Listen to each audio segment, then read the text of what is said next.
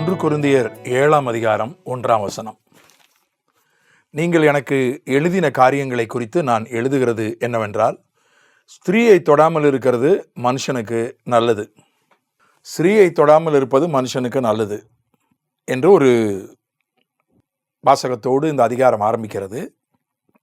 இதைத்தான் சிபிஎம் என்று சொல்லக்கூடிய இன்றைய டிபிஎம், த பெண்டகாஸ்டல் மிஷன், பழைய சிலோன் பெண்டகாஸ்டல் மிஷன், அதை சார்ந்த அநேகர் சொல்லுகிற ஒரு வாசகம் இதுதான்: ஸ்திரீயை தொடாமல் இருப்பது மனுஷனுக்கு நல்லது. ஒரு சிபிஎம்மில் விசுவாசியாக இருந்து அதுக்கப்புறம் ஊழியக்காரர் ஆனவர் ஒருத்தர் இன்னும் ஒரு படி மேலே போய் சொன்னார், நம்ம பெண்களை தொடாமல் இருக்கிறதே நல்லது, தொட்டு கூட ஜெபம் பண்ணக்கூடாது, எந்த விதத்துலையும் அவங்கள தொற்றக்கூடாது. இத்தனைக்கும் அவர் குடும்பஸ்தர். அவர் சொன்னார், இந்த வசனம் ரொம்ப தவறாக புரிந்து கொள்ளப்பட்டு அவர்கள் அதை தவறாக புரிந்து அதை தவறாக பின்பற்றுகிறார்கள். என்ன சொல்கிறாங்கன்னா, ஊழியக்காரங்க கண்டிப்பாக அவங்க திருமணம் ஆகாதவங்களாக இருக்கணும், திருமணம் ஆனவங்களாக இருந்தால் அவங்க பிரிஞ்சிடணும், பிரிஞ்சு இன்று முதல் அண்ணன் தங்கை அவங்க பார்த்துக்கக்கூடாது, கன்வென்ஷனில் பார்க்கறதுக்கு நேரிடும், பார்த்தா கூட பிரதர் சிஸ்டர்னு தான் சொல்லணும். அப்படி ஒரு முறை தேவன் இணைத்ததை மனிதன் பிரிக்காதிருக்க கடவுள் என்று போடப்பட்டிருக்கிறது. திருமணமே ஆகாதவர்கள் தான் அல்லது திருமணமே செய்ய முன் வராதவர்கள், நான் அன்னகனாய் இருப்பேன், நான் கன்னிகையாய் இருப்பேன், நான் விரத்தனாய் இருப்பேன் என்று ஒப்பு கொடுத்தவர்கள் மட்டும்தான் ஊழியத்துக்கு வாங்க என்று சொல்வதிலே தவறு கிடையாது. அதை கூட வேத புஸ்தகத்தினுடைய அனுமதியில் நம்ம எடுத்துக்கொள்ளலாம். ஆனால் திருமணம் ஆனவங்களை பிரித்து நீங்கள் 2 பேரும் பிரிஞ்சாதான் ஊழியத்தில் சேர்த்துக்கொள்வோம். என்னுடைய உறவினர் ஒருவர், அவங்க பூர்வீகமாக அந்த டிபிஎம் சபையை சார்ந்தவர்கள் தான். திருமணமாகி குழந்தைகள்லாம் பிறந்த பிறகு பிற்காலத்தில் ஒரு 50 வயதுக்கு மேலே வேலை பார்த்துட்டு இருந்தார். வேலையை விட்டுட்டு தன்னுடைய வீட்டை விற்று அதை கொண்டு போய் சபையில் கொடுத்துட்டு மனைவியும் அவரும் பிரிஞ்சிட்டாங்க. பிரிந்து விட்டார்கள் என்று சொல்வதை விட பிரிக்கப்பட்டனர் என்று கூட சொல்லலாம். பிள்ளைகள் திருமணமாகவில்லை, அவர்கள் ஊழியத்தில் சேர்ந்தார்கள். அவர்களுக்கு அப்படி ஒரு வரம் இருக்குமானால், அழைப்பு இருக்குமானால் அது சரிதான். அதனால் அப்படிப்பட்டதான இந்த வசனம் ரொம்ப தவறாக புரிந்து கொள்ளப்பட்டிருக்கிறது. ஆனால் அதுக்கு அடுத்த வசனம் சொல்லுறது, ஆகிலும் வேசித்தனம் இராதபடி அவனவன் தன் சொந்த மனைவியையும் அவள் தன் சொந்த புருஷனையும் உடையவர்களாக இருக்க வேண்டும். இன்னும் தெளிவாக சொல்ல வேண்டுமானால் 26ஆம் வசனம் 1 கொரிந்தியர் 7, அது என்னவெனில், இப்பொழுது உண்டாயிருக்கிற துன்பத்தின் நிமித்தம் விவாகம் இல்லாதிருக்கிறது மனுஷனுக்கு நலமாக இருக்கும் என்று எண்ணுகிறேன். பவுல் சொன்னால், இப்பொழுது உண்டாயிருக்கிற துன்பத்தின் நிமித்தம் விவாகம் இல்லாதிருக்கிறது மனுஷனுக்கு நலமாக இருக்கும் என்று எண்ணுகிறேன். பவுலுடைய ஒரு அபிப்பிராயம்தான் இது, கர்த்தருடைய கட்டளை அல்ல. கர்த்தர் மனிதன் தனிமையாக இருப்பது நல்லது அல்ல என்றார். அவர் ஆணும் பெண்ணுமாக படைத்தார், அது மிகவும் நன்றாக இருந்தது என்று படிக்கிறோம். திருமணத்தை கண்டுபிடித்தவர் கர்த்தர் தான், திருமணத்தை நடத்தி வைத்தவர் கர்த்தர் தான். விவாக மஞ்சம் யாவருக்குள்ளும் அது பரிசுத்தமுள்ளதாயும் கனமுள்ளதாயும் இருக்கிறது. அன்றைக்கு இருக்கக்கூடிய உபத்திரவம், கல்யாணம் ஆன பிறகு ஜெயிலில் பிடிச்சி போட்டானா அப்புறம் கணவனும் மனைவியும் வருஷ கணக்கில் பிரிஞ்சிருக்கணும். அதில் பல பிரச்சனைகள் உண்டு. கிறிஸ்தவர்கள் என்றால் கொல்லப்பட்டார்கள், சிறையில் அடைக்கப்பட்டார்கள், அடிக்கப்பட்டார்கள், துரத்தப்பட்டார்கள். ஆகையினால இன்றைக்கு இருக்கிற சூழ்நிலையில் கல்யாணம் பண்ணாமல் இருக்கிறது நல்லது.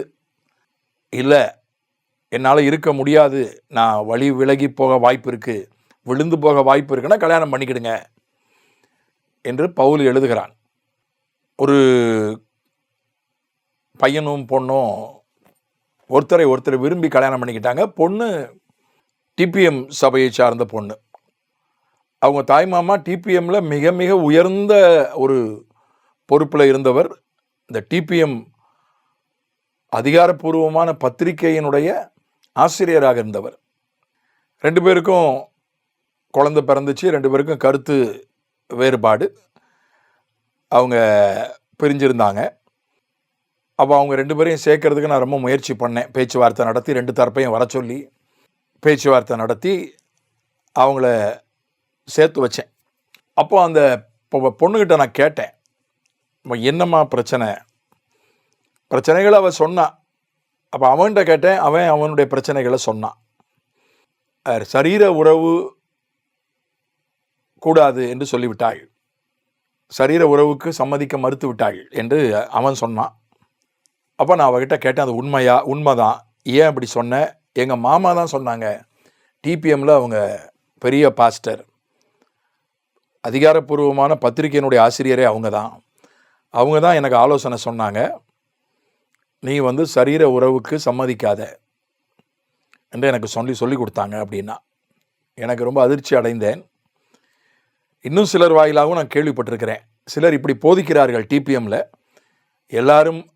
எல்லாரும் அல்ல என்று நினைக்கிறேன், ஆனால் சிலர் போதிக்கிறார்கள், அதை நான் அறிந்திருக்கிறேன். பிள்ளை பெற்றுக்கொள்வதற்காக மட்டும்தான் கணவனும் மனைவியும் சரீர உறவு கொள்ள வேண்டும்.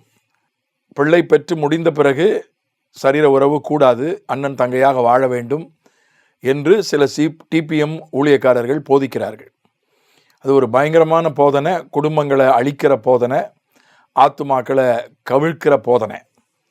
ஏனென்றால் வேதம் சொல்லுகிறது, 1 தீமோத்தேயு 4வது அதிகாரம் 1-3 வசனங்கள், ஆகிலும் ஆவியானவர் வெளிப்படையாய் சொல்லுகிறபடி பிற்காலங்களிலே மனசாட்சியிலே சூடுண்ட பொய்யருடைய மாயத்தினாலே சிலர் வஞ்சிக்கிற ஆவிகளுக்கும் பிசாசின் உபதேசங்களுக்கும் செவி கொடுத்து விசுவாசத்தை விட்டு விலகி போவார்கள்.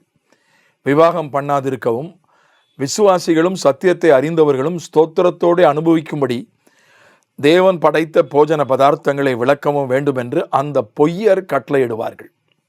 பிசாசினுடைய உபதேசம், பொய்யர் என்ன உபதேசிப்பார்கள்? விவாகம் பண்ணாதிருக்க உபதேசிப்பார்கள். பவுல் இந்த இடத்துல விவாகம், இதுவும் பவுல் எழுதுனது தான். பவுல் விவாகம் பண்ணாதேன்னு சொல்லலை. இப்போ இருக்கிற சூழ்நிலையில் அடி, ஜெயிலு, கொலை என்று இருக்கக்கூடிய கிறிஸ்தவர்களுக்கு அப்படிப்பட்ட இருக்கிற சூழ்நிலையில் பண்ணாமல் இருக்கிறது நல்லது. பண்ணாமல் இருக்க முடியலன்னா பண்ணிக்க, தனியாக இருந்து விழுந்து போகாத என்று அவன் எழுதுகிறான். அதனால் இது ஒரு பிசாசினுடைய உபதேசம். திருமணமே ஆகாமல் அன்னகர்களாக, விரத்தர்களாக, கன்னிகைகளாக ஊழியம் செய்வது அது ஒரு அழைப்பு. ஊழியம் செய்வதற்கு என்றுதான் இல்லை. வரம் பெற்றவர்கள் அன்னகர்களாக பிறந்தவர்கள் உண்டு, தங்களை அன்னகர்கள் ஆக்கி கொண்டவர்கள் உண்டு, அன்னகர்கள் ஆக்கப்பட்டவர்கள் உண்டு. அது ஒரு வரம் என்று இயேசு சொன்னார். அந்த வரம் இருந்துச்சுன்னா தனியாக வாழலாம், தனியாக ஊழியம் செய்யலாம், தப்பு இல்லை. ஆனால் வரம் இல்லாதவர்களை கட்டாயப்படுத்துவதோ, ஏற்கனவே திருமணமானவர்களை பிரிப்பதோ, கணவனையும் மனைவியும் சரீர உறவு திருமண குழந்தை பெற்றுக்கொள்வதற்கு மட்டும்தான், மற்ற நேரங்களில் கூடாது என்று போதிப்பதோ, அது ஒரு பிசாசின் உபதேசம் என்று நான் சொல்லவில்லை, பவுலே சொல்லுகிறான், வேதமே சொல்கிறது. அதனால் விவாகம் யாவருக்குள்ளும் கனமுள்ளதாக இருக்கிறது.